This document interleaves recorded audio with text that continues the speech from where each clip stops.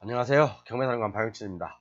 오늘은 제가 좀 퇴근을 했는데 저희 가게에 저희 구독자분께서 가족과 식사를 하러 오셨나봐요. 선생님 안녕하세요. 이제 제가 이분을 알아요. 이분 항상 좀 댓글도 달아주시고 그러신 분인데 어, 필명이 광교 주재인님이신가? 라고 돼 있을 거예요. 그래서 이제 다음에 오실 때 광교 주재인님 꼭 한 잔 미리 연락을 주십시오. 제가 그럼 약주다 한 잔 모시겠습니다. 맛있게 드시고 가시고요. 그래서 오늘의 주제는 토지만 낙찰받으면, 그러니까 대지만 낙찰받으면 유치권도 불법행위다 라는 제목을 한번 강의를 해볼게요. 자, 이 물건하고는 뭐 관계가 없어요. 지금 진행 중인 물건이라서 상당히 조심스럽고요. 이 물건하고는 관계가 없고 그냥 사례가 유사해서 제가 설명하기 좋아서 덧붙여서 설명드리겠습니다. 저는 옛날에 지난 어떤 그런 물건 가지고 설명을 잘 안 드려요. 현재 진행 중인 물건이라든가 바로 이제 낙찰된 물건이라든가 이제 그런 것들 가지고 설명을 해드리다 보니까 여러분들한테 더 실감나게 좀 다가올 거예요. 자, 여기 보시면 건물은 매각제외, 토지만 매각이네요. 자, 이거 건물은 매각 제외인가 봐요. 건물은 매각 제외고 이 토지만 매각인가 보네요. 그죠? 그럼 이런 경우는 법정기상권이 성립하는지 안 하는지 그거 먼저 봐야 되겠죠. 법정기상권 성립하는지 안 하는지. 자, 법정기상권이 성립하면 뻔하죠. 안 하면 뭐 어떻게 하겠다. 그죠? 법정기상권 성립 안 하면 그죠? 여기에 만약 유치권을 주장하고 있으면 유치권도 성립 안 되는 거죠. 왜? 법정이상권이 성립 안 하는데 유치권이라는 그 권리가 존재할 필요가 없죠. 그죠? 건물 자체가 없는데, 건물 자체가 무효인데 유치권 성립 안 하겠죠. 그렇기 때문에 이 부분을 한번 쭉 내려볼게요. 보니까 네, 여기가 나와 있네요. 유치권도 있네 보니까. 유치권 여지 있음 해가지고 뭐 누구로부터 얼마, 그죠? 그러면 이 물건이 압류가 2014년 3월 21일 날 됐네요. 압류가 21일 날 됐네요. 3월 아니 죄송합니다. 제가 좀 덜 봤어요. 바로바로 이제 라이브를 하다 보니까 뭐 연습 없이 강의를 해요. 근저당이 2011년 8월 31일이네요. 그럼 이 건물이 언제 지어졌는지 한번 봐야 되겠죠? 자, 근저당 설정 당시에, 그죠? 근저당 설정 당시에 토지 위에 건물이 있어야 되겠죠? 토지 위에 건물이 있어야 되고 토지와 건물의 소유자가 동일인해야지 이 법정기상권이 성립하겠죠. 전 시간에는 제가 법정기상권과 관습법상 법정기상권이 구별할 실익이 없다. 뭐 똑같은 거라고 하더라도 그죠? 자 그러면 자 이게 법정기상 이제 2011년이네. 그죠? 이걸 이 건물이 져졌는지 안 져졌는지 확인하려면 시청에 전화해보면 되겠죠. 시청. 아니면 뭐 다음 지도 네이버 지도 활용하면 되겠고 아니면 수원의 국토지리원에 전화해서 아니면 그 위성사진을 달라고 하면 되겠죠. 2011년 당시에 건물이 있었는지 없었는지. 만약에 2011년 당시에 뭐 건물이 있었는데 이걸 때려 부숴버리고 새로운 건물, 지금 현재 이 건물 신축한 건물을 신축했다. 새로운 건물을 신축했다. 그러면 인정 안 되겠죠. 법정의 상권이요. 그렇기 때문에 2011년 당시에 만약에 건물이 있었다고 한다면 현재 건물과 동일성 여부를 보면 되시고 만약에 2011년 당시에 건물이 없었다. 그러면 법정의 상권 성립 안 되죠. 그러면 법정의 상권 예를 들어서 법정의 상권이 성립 안 돼요. 법정의 상권 성립 안 되는데 여기에 또 유치권은 있네? 아까 유치권 보셨죠? 유치권이 또 주장하고 있네? 그러면 법정이상권이 성립 안 되는데 유치권이 인정되겠습니까? 100%안 되죠? 그죠? 100%안 됩니다. 유치권에 인정할 아무런 실익이 없어요. 그죠? 물건이 없는데 이 건물 자체 물건이 무효인 건물인데 여기에 유치권을 주장한다? 토지 낙찰자인 저한테는 아무런 관계가 없는 거죠. 그죠? 저는 이분한테 오히려 역으로 청구할 수가 있는 거죠. 자 그러면 한 번 더 나가 볼게요. 한 단계 더 나가 볼게요. 자, 건물이 있어요, 이렇게. 건물이 있는데, 자, 유치권을 주장하고 있는 건물이 있습니다. 다시 그려볼게요. 2011년 당시에 건물이 없어서, 만약에 건물이 없어요. 2011년 말고 한참 지난 다음에, 2020년에 건물을 착공했다고 해요. 그런데 여기에 유치권을 주장하고 있어. 유치권을 주장하고 있어요. 그런데 중요한 것은 또 하나. 법정지상권이 성립 안 되겠죠? 만약에 이때 건축했다면요. 그죠? 법정지상권은 성립 안 된다. 법정지상권 성립 안 되니까 당연히 유치권도 성립 안 된다.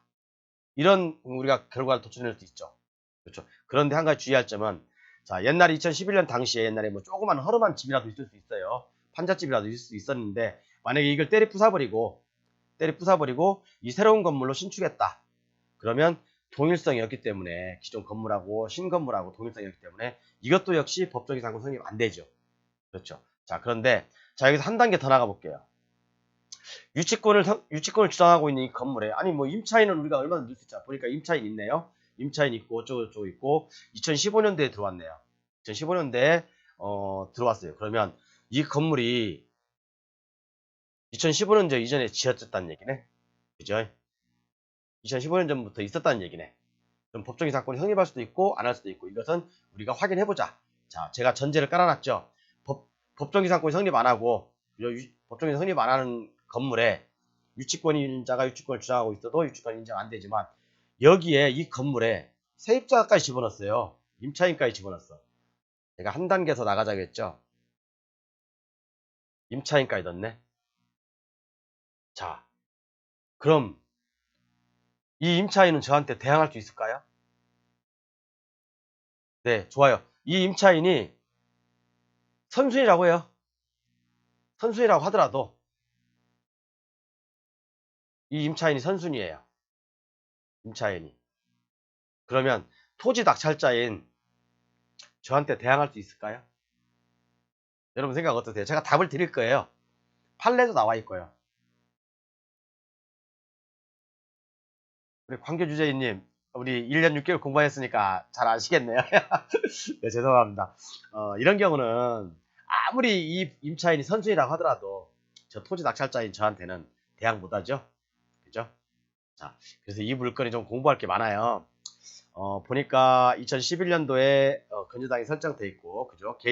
그것도 개인 근저당이에요. 그죠? 개인 근저당이 뭐라고 써 있어요? 계약 양도 전, 또 이 근저당도 양도 받았나 보네. 그죠? 이분이 변땡땡이란 님이, 우 땡땡님한테 양도를 받았나 봐요. 근저당도. 그죠?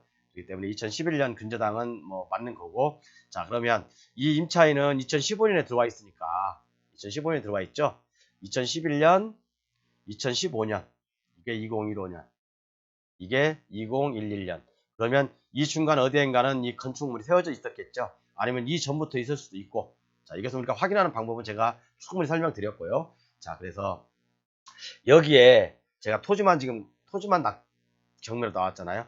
토지만 낙찰을 받는다 하더라도 이 임차인은 여기에 있는 임차인 있죠? 이분은 저한테 대항 못합니다. 그죠? 만약에 진짜 법정지상권이 성립 안 하면 유치권도 성립 안 하죠. 그죠? 이것도 설령 법정지상권이 성립한다 하더라도 이 유치권자는 저한테 대항 못해요. 저는 토지만 낙찰받았는데 제가 건물 낙찰받은 거 아니잖아요. 그죠? 이 유치권자는 토지 낙찰자인 저한테 대응 못해요. 대항 못합니다. 이게 진성인 유치권이라 하더라도요. 그죠? 저는 제 교재를 보겠습니다. 제 교재 89페이지 나와 있어요. 자, 제가 이제 사실 요약해서 써놨어요. 요약해서. 자, 토지만 낙찰받으면 유치권도 불법행위죠. 그죠? 저한테는 불법행위인 거예요. 제 입장에서는요.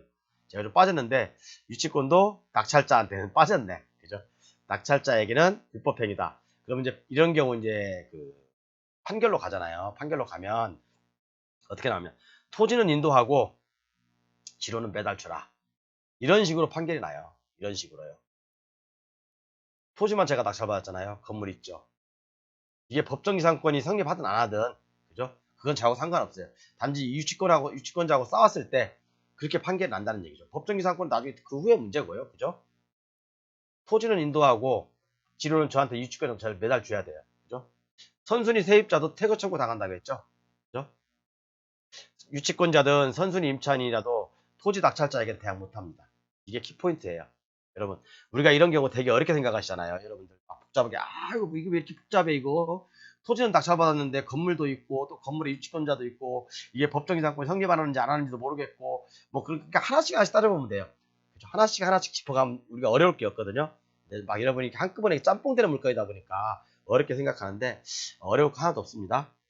아까 그 물건은 진행 중인 물건 조심스럽고요. 다음 시간에부터는 이제 한 4강에 걸쳐서 좀 중요한 내용이에요.